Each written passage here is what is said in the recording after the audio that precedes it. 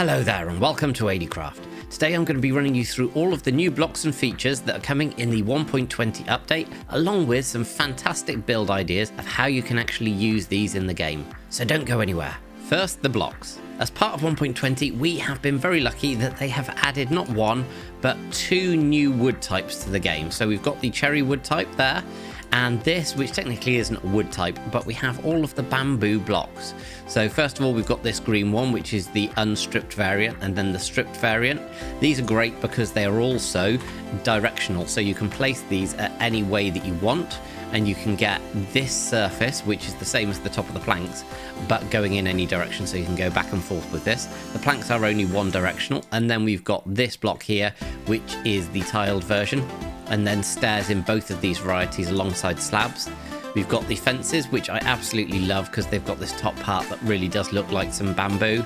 And then we've got some very, very nice doors and trapdoors going on here. And we've got this sign a little bit different, very, very yellowy, this wood type. I would like them to maybe take it down a tone in the yellow, but it is pretty good. But we do have the new boat and chest boat, which look much more like a raft. So with these, you can actually sit on them rather than in them. So this is a cool new feature that they've got with these rafts specifically, but they do just work like any other boat in the game. So whilst the bamboo comes from crafting up bamboo that you can grow already in the game, the next type is entirely new, and we have the cherry wood.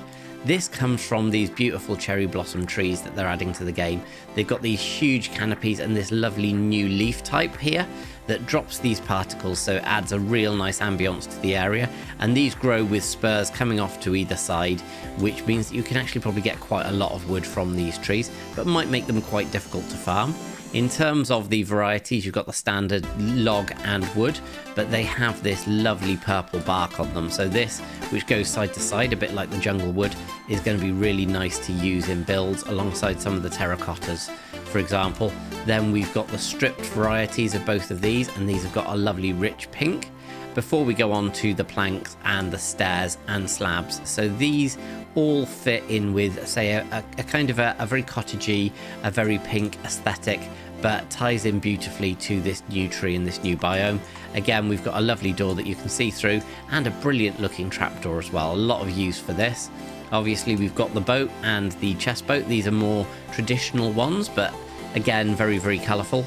And then, as I mentioned, we've got this leaf type. So obviously you can see through this, it's got the elements of the green, but mostly you can see these big pink petals. And then we've got here the sapling itself. If I can pick up the sapling, there we go. When you plant this, it is the most beautiful sapling they've added to the game. You can obviously put these into your plant pots, and that is going to look lovely in any base. We have as well these pink petals. Now you can place these 1, 2, 3, 4, a bit like sea pickles or a bit like candles, and they're also directional. So whatever the starting direction means that you can change the way that these will look, and this will give you different options for how much coverage you have. But these sit just above the ground, and you can see they've got these little stems on them. Adds a lot of depth and a lot of character to an area. So this is something that Minecraft has needed for a long time. Following on from that, we've got the great new addition of these, the hanging signs. These come in all of the wood types, including the new wood types here, and they can be used in a number of ways. They can either hang straight down if there is something that's a full block above it, or they can hang from something that comes to a point like a fence post or an iron bar or a chain. You can also, if you've got that full block, you can take one of these and you can choose. So if you just click underneath, it will hang down normally, or you can shift click and it will hang from this point. And when you choose to hang it from a point, you can actually change the angle as well. So there's loads and loads of decorative options that gives you. What you can also do with these is hang them out from a full block like this.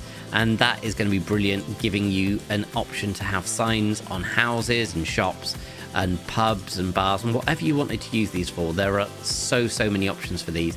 I think that people are going to have some real creative ways to use these in the future. The next feature is these new bookcases. So these allow us to put either enchanted, regular or book and quills into some of the slots here. So you get to choose which slots you want to fill up, which gives you loads and loads of decorative options.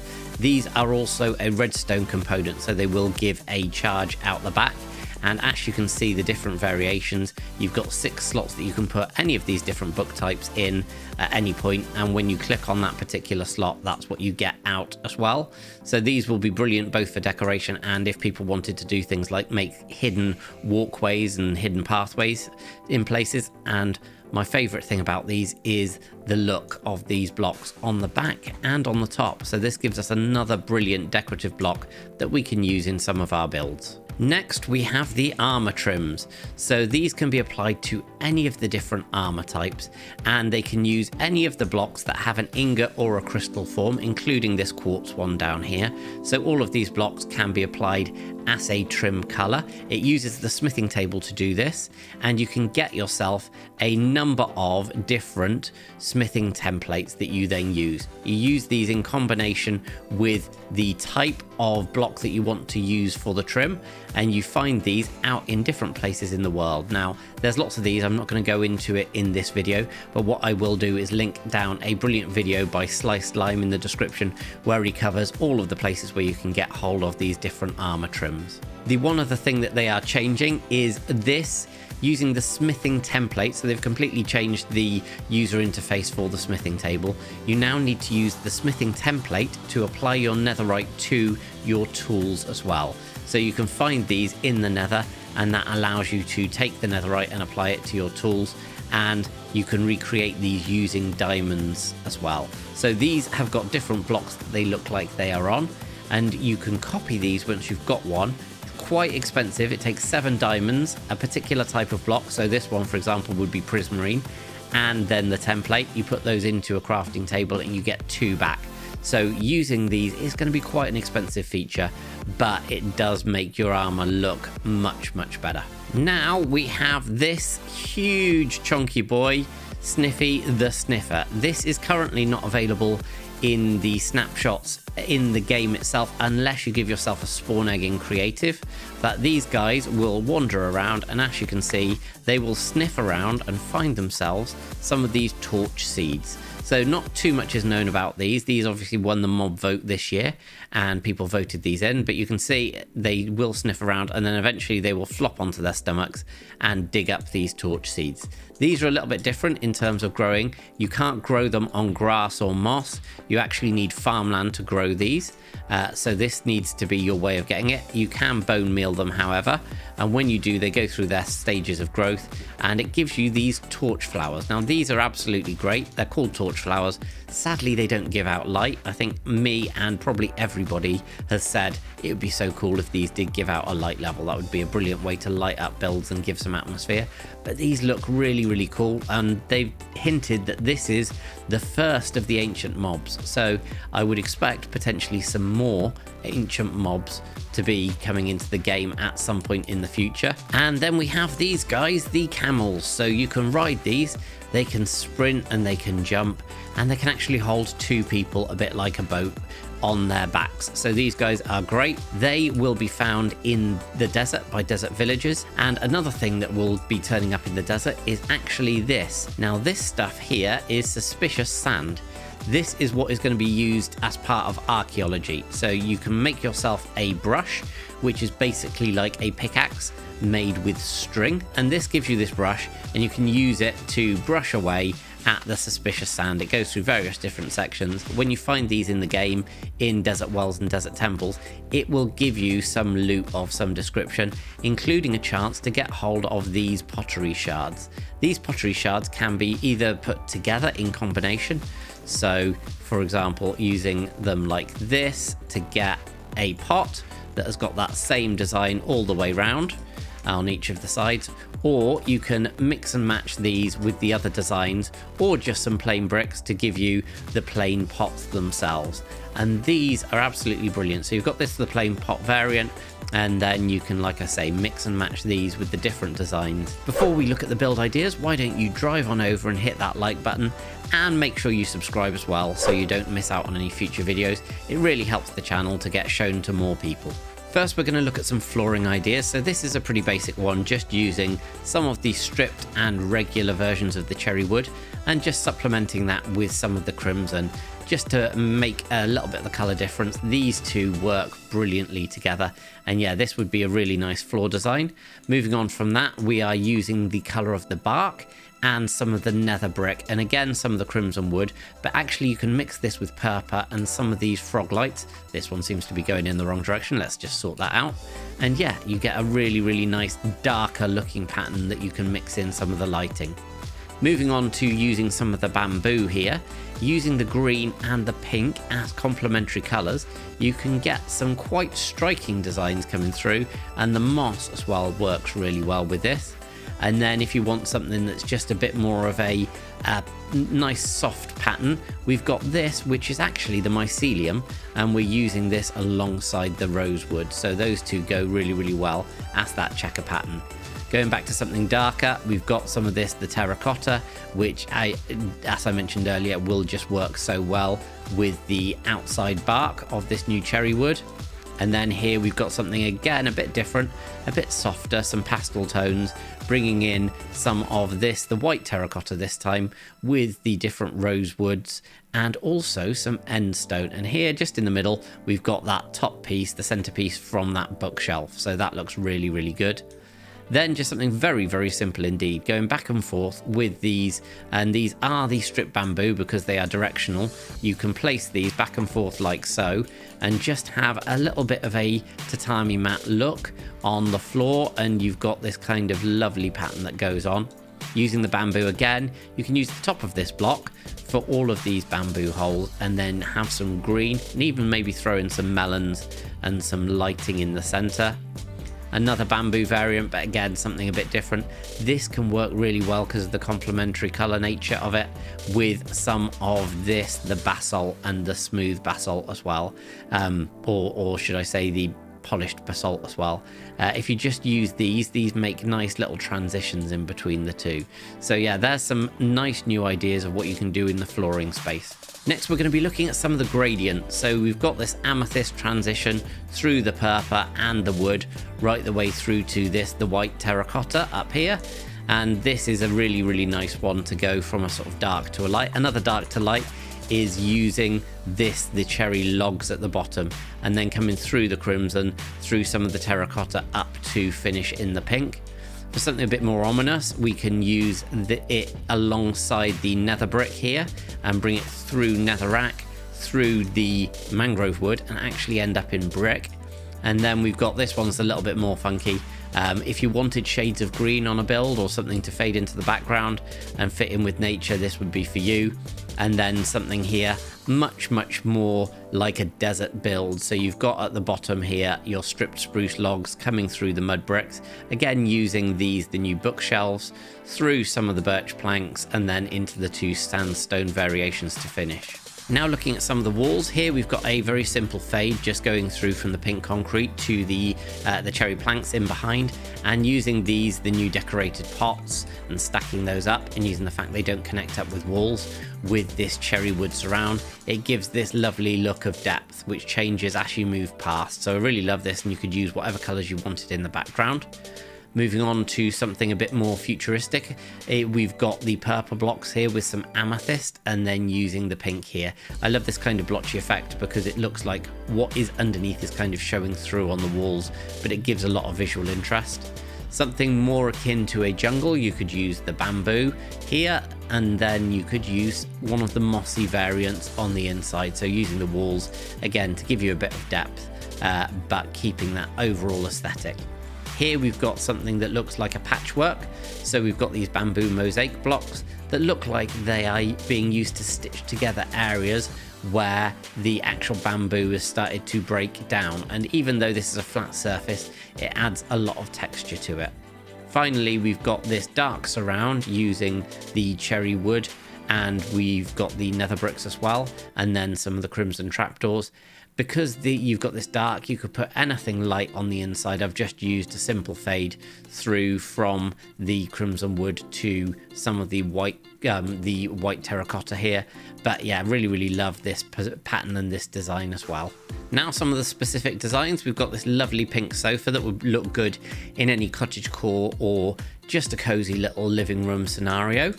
We've also got for the garden a brilliant little love seat. So using some of the grindstones, you can hang down this lovely pink seat, and the look is completely finished off by these pink petals on the floor. They add so much to the overall design. Love it.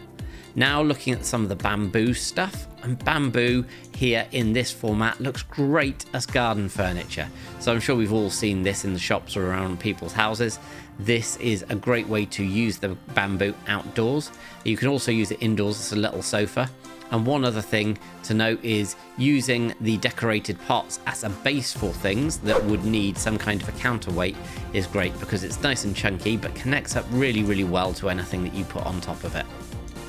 Now we've got a kind of tatami mat design. By using a mosaic in the middle, you can kind of create some really nice Japanese style flooring and take that to the next level by having some beds on next to some slabs, and that creates this kind of bedroll type look. And on the theme of beds, you can use these hanging signs to create some awesome 4-poster beds. By connecting them up at the corners, it just gives that element of extra depth and a more specific look of that 4-poster bed. This is an interesting little lamp design using a glitch that I've seen some other people have noticed as well. So it's in the game at the moment, but probably won't be for long. If you take some blocks and create a little space like this and fill it with water, you can't actually waterlog these on their own normally. But if you put one in the water like this, and then you can take the blocks away and it stays waterlogged. So this is a glitch. I do think they'll probably fix this relatively soon, because as soon as you break that pot, then it just water goes everywhere and it breaks the lamp design and things. So you can use that in your builds at the moment, but don't expect for it to be around for too long. Another little lamp design, again using these as a base, is brilliant. So when you put something on top of it, it will either merge into it or get overtaken by it. So if you're using, say, a wall like this, it's a bigger footprint, so you can have a nice fade going up and then another one just sitting there, so you've got some light coming around the edges, because again this isn't a full block. Here's another design using just a simple lamp. You can use the copper, but as you can see here, it kind of fades and mixes into this block itself. The hitbox on this goes right the way down to the bottom there, but the way that they've designed this, it kind of covers it up, and I really, really like that look. You can also use that for funkier things, like by putting a plant pot on top of this, you can actually put a plant on it and it just looks like a really, really big planter. Next is my favorite use of these new pots, and that is for an industrial perspective. These look absolutely great, as you can see with the hoppers. It kind of links the two blocks together beautifully, and you can use these in combination with loads of other blocks like cauldrons and things like that, and these blast furnaces, which are great in terms of an industrial look. And the best thing about them, I think, is for this industrial piping. Because it's not a full block, you can have these pipes that can go all over your base, and they won't connect to the walls as well, so they will look like they're just brought out from the walls. I would absolutely love it if they made it so these were directional and you could place them sideways on blocks like this. Very unlikely because of what they are, given that they're pots, but that would just add so much to the game in my view. The final thing here is just this little dude. Using one of the pots and one of the faces on there, you can just create a little robot, and then I've just stuck a little lamp on his head. A little bit of a variation on a yeeter, I suppose.